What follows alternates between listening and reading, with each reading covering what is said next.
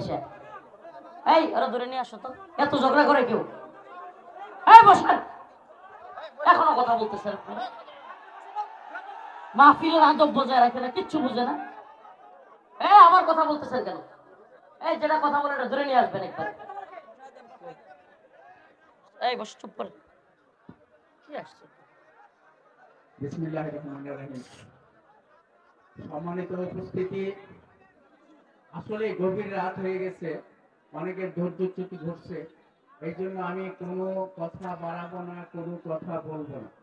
আমরা যে উদ্দেশ্যে আজকে এখানে হাজির হয়েছি, কারিমিয়া মহিলা মাদ্রাসার উদ্যোগে আমাদের মায়েদেরকে এখানে প্রশিক্ষণ দেওয়া হয়। আমি জানি আমি মায়ের গর্বে হয়েছি, আপনারা তো কেউ হন নাই নাকি? না, সবাই হয়েছেন? সবাই হয়েছেন। I salute to all. যেহেতু সবাই হয়েছেন, সেই মায়েদেরকে এখানে প্রশিক্ষণ দেওয়া হয়। সে প্রশিক্ষণটা হলো হাফেজ তৈরি করা হয়।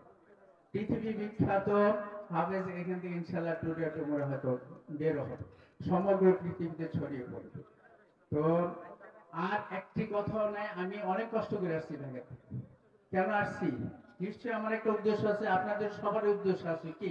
এই হাফেজাদেরকে দোয়া করার জন্য, না নাকি এই মুফতি আনোয়ার সাহেব আপনাদেরকে রিক্সা ভাড়া দিছে, বাস ভাড়া দিছে নাকি? কেউ কাউকে দিছে? কাউকে দেওয়া নাই, আমাকে দেয় নাই।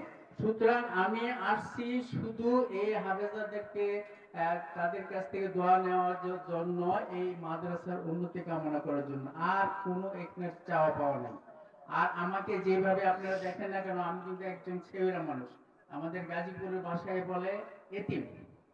তো আমার বাপ নাই, আমার মা নাই। যদি মনে চায় আপনাদের এই যে ওলামা একরাম আছে, আমি দেখে মন মুগ্ধ হয়ে গেছি। এখানে একটা কথা না বললেই নয়, লাইক ফাদার লাইক সান, যিনি মুফতি মাওলানা হযরত মান্নান সাহেবের ছেলে, সবাই কিন্তু ইনশাআল্লাহ মানে হাফেজ। মুফতি মাওলানা ইভেন নট এট অল, সে ওনার যে মেয়েদের জামাই আছে, তারাও কিন্তু ইনশাআল্লাহ মানে হাফেজ। হ্যাঁ, এবং মুফতি মাওলানা আমার বাড়ির পাশে, তাদের জামানুল কোরআন আছে। তো সুতরাং আমি এত মুগ্ধ, এত অভিভূত এই গভীর রাতে, এই আল্লাহ লোকদের সান্নিধ্য পেয়ে। হ্যাঁ, আপনারা যে স্নেহ, যে মমতা, যে এখন পিন পর্যন্ত শব্দ নেই, এত হাজারো মানুষের মধ্যে যে স্নেহ মমতা, যে ভালোবাসা আমাকে দিলেন, I will never never never forget in my life. I salute you all.